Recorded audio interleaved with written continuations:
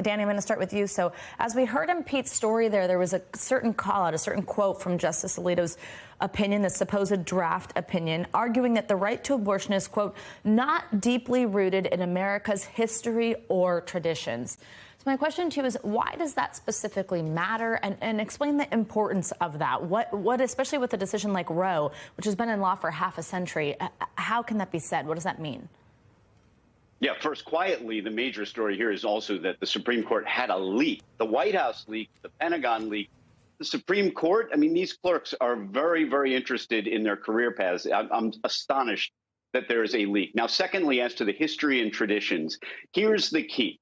The problem with Roe and Casey was always that it was built on a logical house of cards. People on both sides of the argument have to agree on that. It's premised on the extension of a right to privacy that doesn't exist in the Constitution. And the question becomes, is it something that is so rooted in our history and traditions that it exists in the Constitution without explicitly saying so?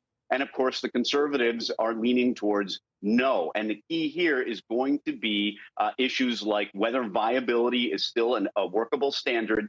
And by the way, both sides are essentially have argued all or nothing. There really isn't any middle ground. So whichever way this ultimately goes, it's likely to be binary. It's likely to be either completely overturning Roe or completely upholding Roe. And the only real way you uphold Roe in this case is not based on the original logic of the argument, but rather reliance interests, that people have relied on this right for decades and decades, and therefore it should continue as stare decisis.